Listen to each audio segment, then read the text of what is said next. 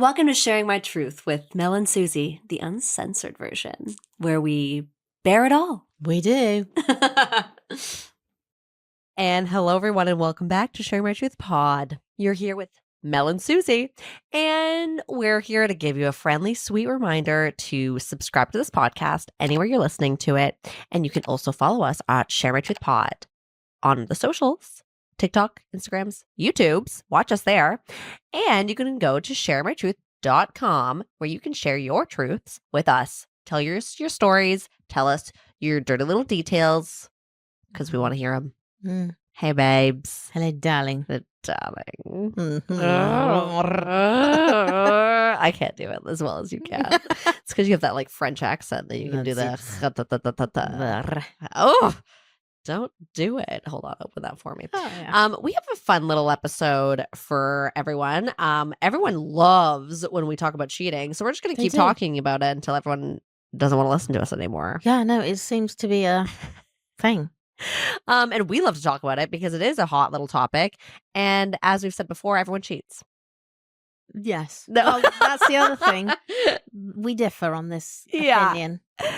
We happily, agreeably differ. Yeah. I mean, obviously not everyone cheats, but in just the fact that it's very taboo. No one wants to talk about it when it happens. Everyone kind of wants to be like, oh, the cheater's the bad person. Yeah. When it's like, might not be the case every time. Well, it's not that simple, is it? It's not that simple. Sometimes it is. You're right. Sometimes people are just assholes. Horrible people. Yeah. And sometimes it's just not that simple. No.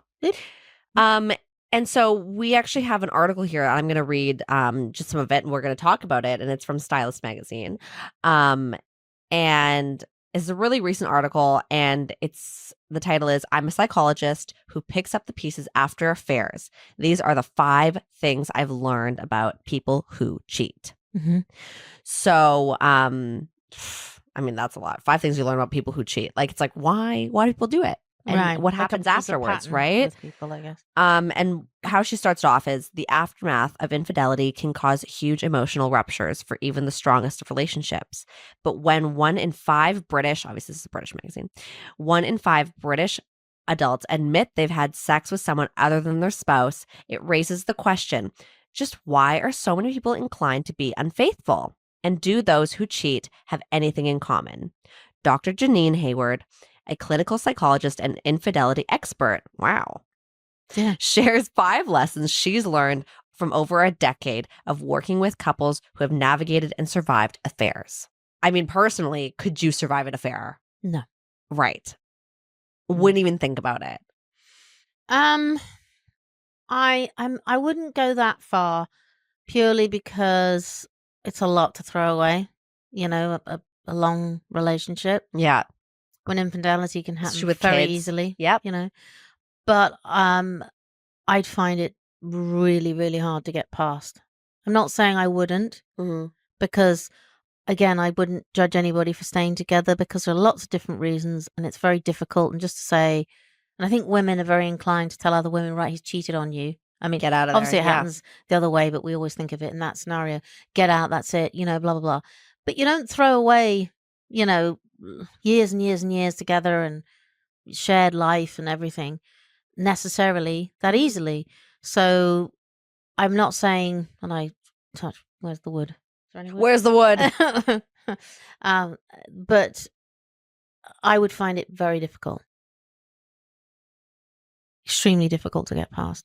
Yeah, I mean, I think it obviously depends on the situation and like what have they done to cheat, right? Yeah. Like, because there's like, we talked about this before, is, you know, dirty texting, cheating, right? Like there's cheating on different levels for different kind of people and like where you see that level crossed, right?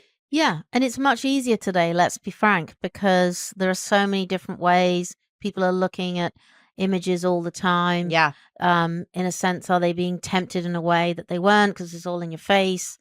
Obviously, if all you get on your Instagram page or whatever socials you're looking at is young women with large bosoms, obviously that's what you were looking at to start with. Yeah. So, you know, it's not really that much of a get out free jail card, but you know, it's just very easy to communicate with people, which it wasn't years ago.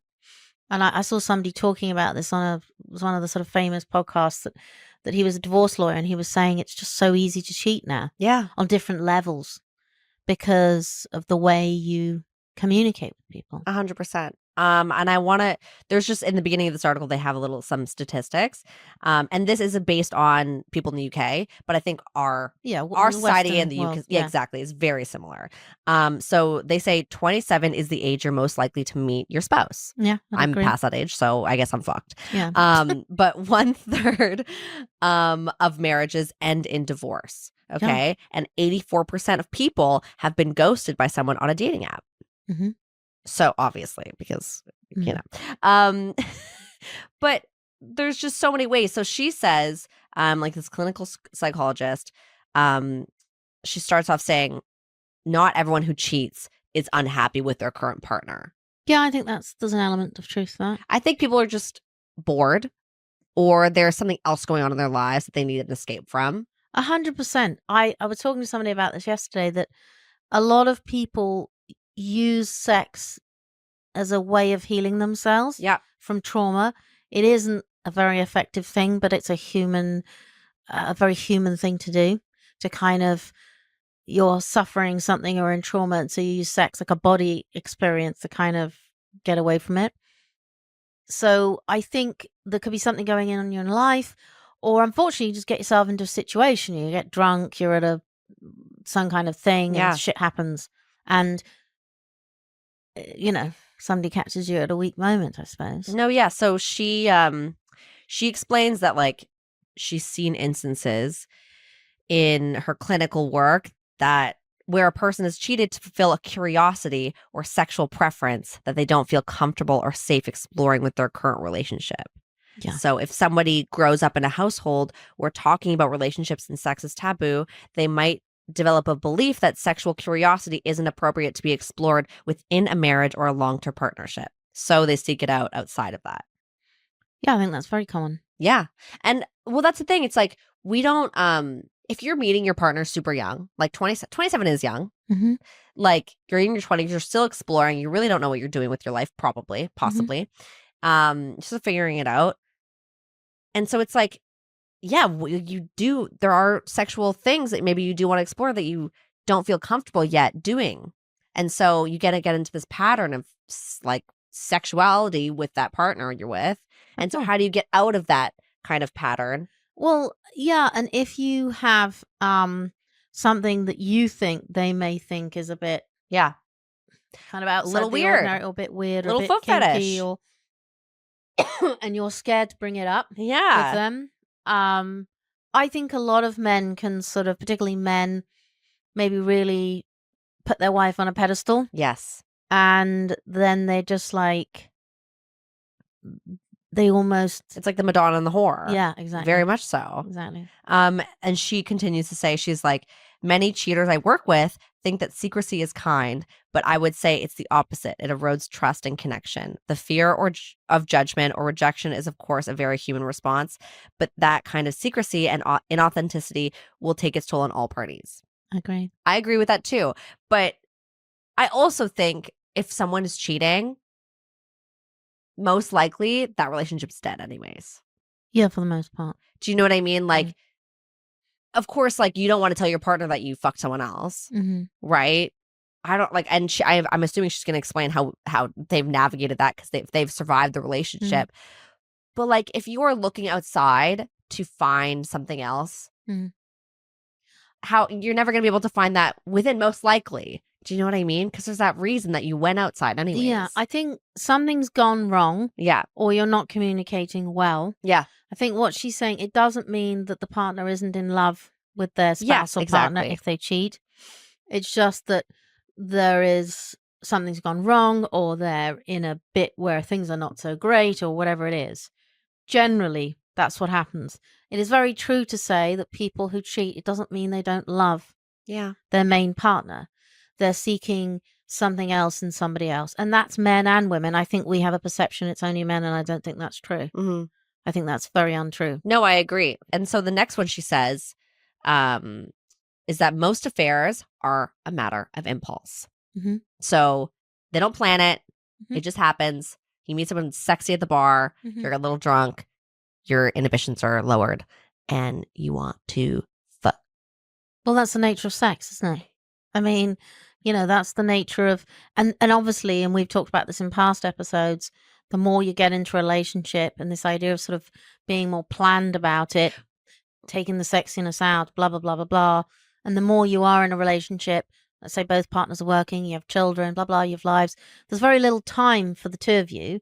So then often you do like plan it, even if you're not actually planning the day, it's date night or whatever it is. You're going out So to it's dinner, very- you know you're going to have sex Right. after. Yeah. So, or every hopefully. every Saturday night or whatever it is. And it becomes very unspontaneous. And obviously, the nature of sex or being aroused is this feeling, right? And so of course it's impulsive. And that's the problem, is it's you do it in the time because it makes you feel good in that moment. And then afterwards you're like, because it's too hard to stop for most people. Not all people, but for most people. No, I agree with that. And I think it's, I mean, if I were to, we've talked about this again, I would never be able to schedule my sex with a partner. It just wouldn't happen because it just like takes everything that is like literally schedule it, like put it on the calendar, like talk about it before and then like make sure it happens. It's like, that's just so not how my brain works sexually. Yeah. And so if that were the case, like if that's where my life were to be going, 100% I'm cheating. Do you know what I mean? Because you're finally in a different zone where you kind of like let go a little bit with someone else. Yeah, it's going to be exciting. And like, you're going to want to like kind of get out of that scene of yours 100%. in your head. Yeah. Not that I have children or anything like that to like kind of be like, oh no, I can't do that. Or like, oh no, we have to schedule. It's like a totally different situation. But I just, I cannot see myself.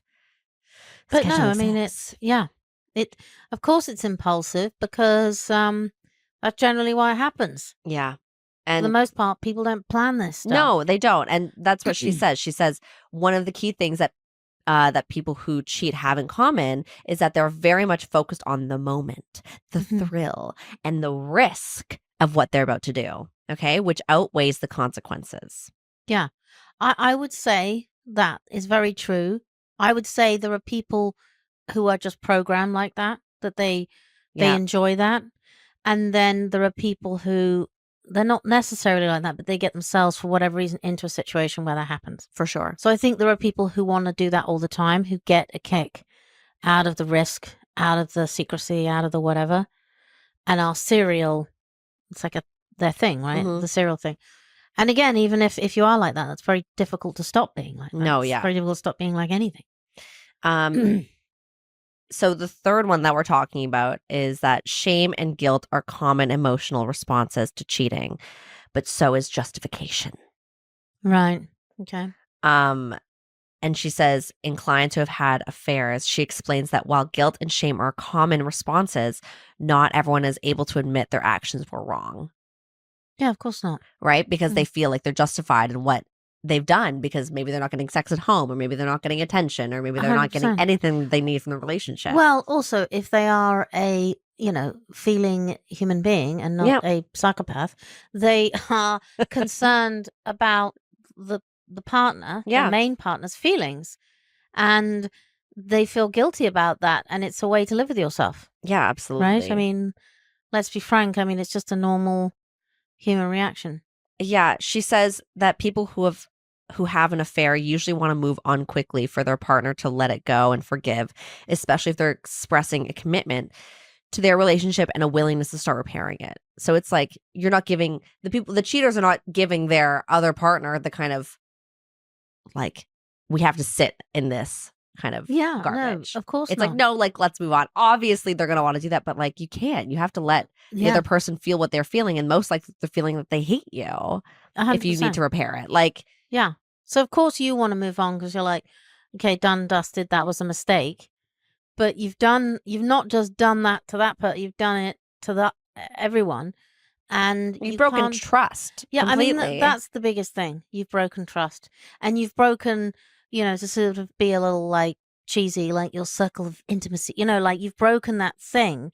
If you have a relationship with somebody where it's a truly, deep, meaningful relationship, your intimacy is the thing generally that you have together Yeah. that the world doesn't get involved in, right?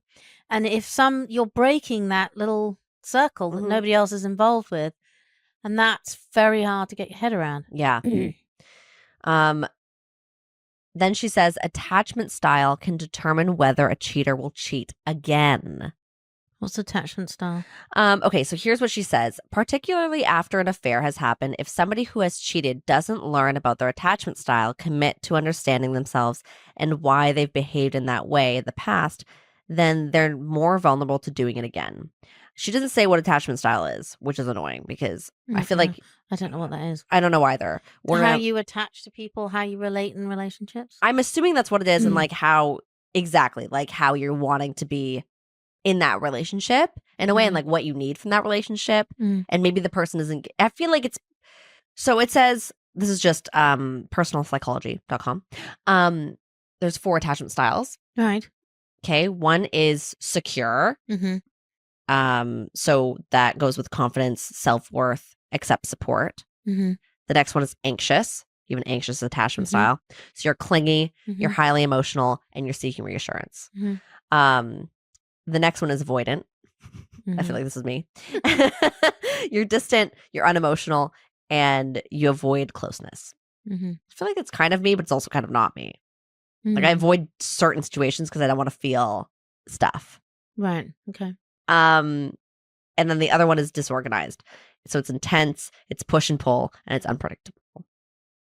So this person is saying that the attachment style, if you don't know what you are, if you don't understand that either whether you're secure, anxious, avoidant, or disorganized, then like you don't know why you're cheating. You don't know if you're going to cheat again. Yeah, sure. It's very difficult. And then, yeah, go ahead. Is there more? There's one more. Okay, what's the last one? So the last one is, but an affair doesn't always have to end the relationship. Yeah, of course.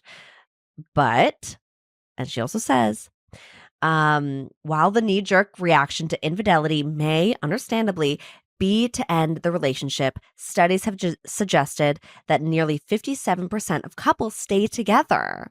That's actually quite a bit more. That doesn't surprise me. I just feel like for people who, I mean, there's obviously situations where like because they have children, right? Because you have other things, you have investments together. You're not going to let go of that. You're not going to get rid of that person because they maybe like had a drunk makeout or something like that, or like maybe a drunk blowjob. Like it's much harder to. I mean, it's much harder to just get rid of them for like all the years you've been together and ruin everything you've built. Like, well, yeah. 100%. How do you? I mean, I think.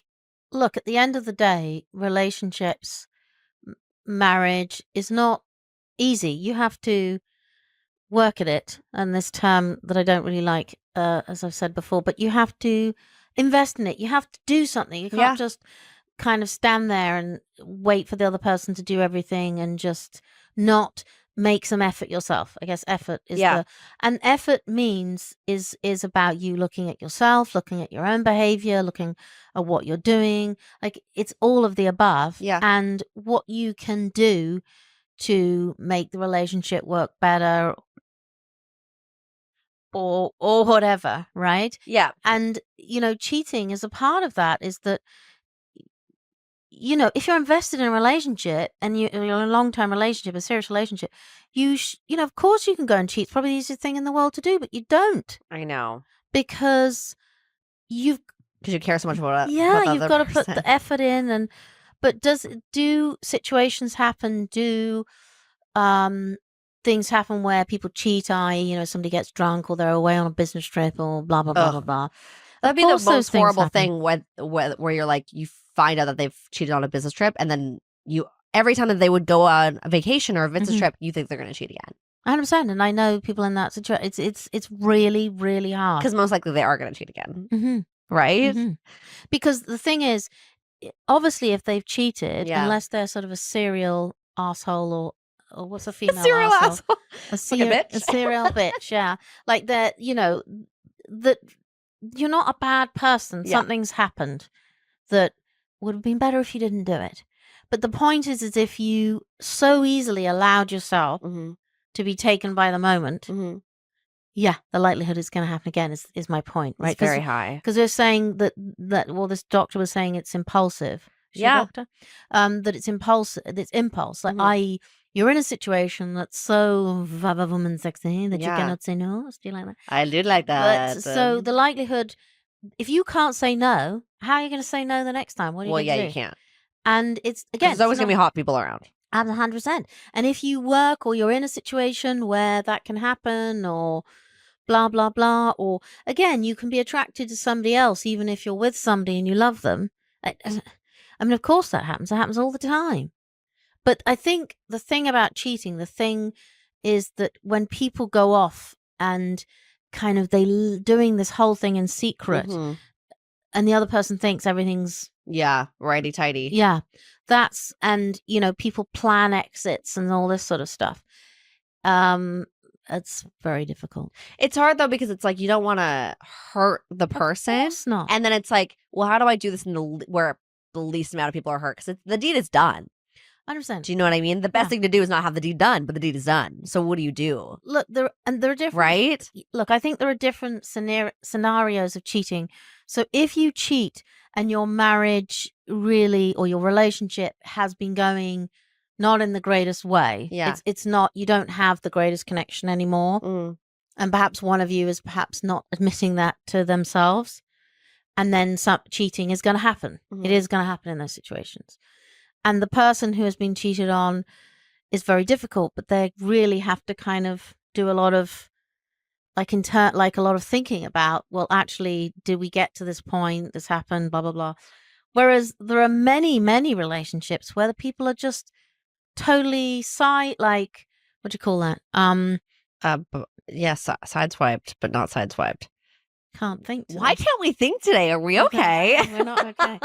But you're from left, something yeah. comes at you like a, like you think your life is totally fine. Yeah. And then this thing happens. You're like, well, how did that happen? What happened? Huh? You're like, I thought we were happy. Yeah. Those kind of scenarios. And does that happen because you get very involved in your life and you don't stop to think about, well, maybe everything isn't fine or whatever it is? Yeah, possibly. But for the most part, cheating happens because of an impulse situation. Yeah. But something is probably fundamentally wrong with the relationship. Wrong, off, whatever. Yeah. Might be temporarily wrong. It might not be the whole span of the relationship, why people can recover. So they do say that, if you're able to recover, like I said, I'd find it very difficult.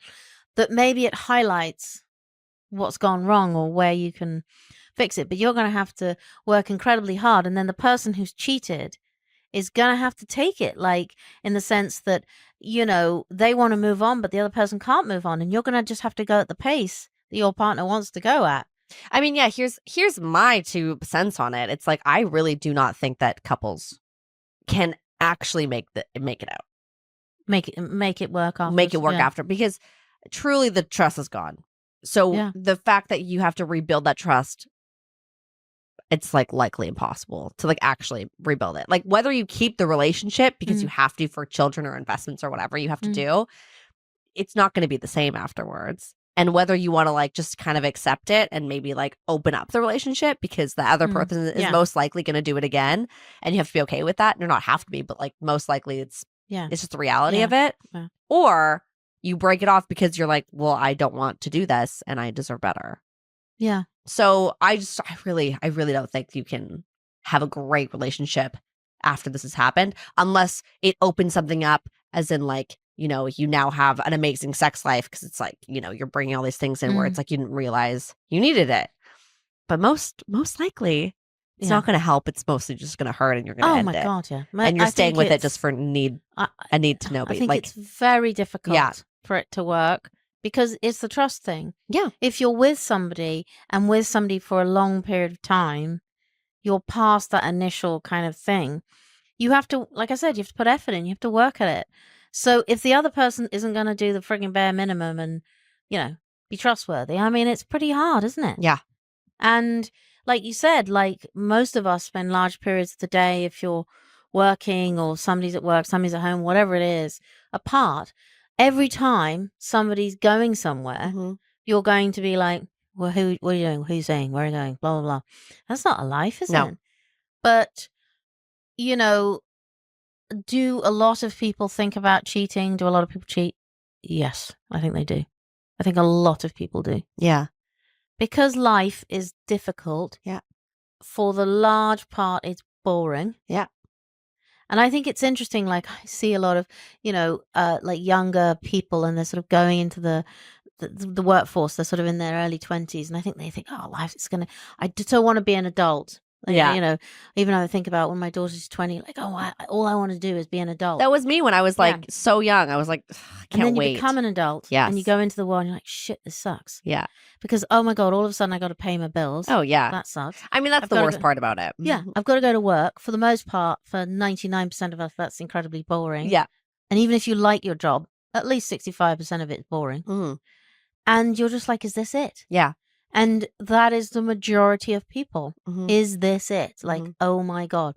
And it's like, that can build up into this big, like, doom. Yeah. And then kind doom of and gloom thing. thing. And then you want to keep like spicing it up somehow.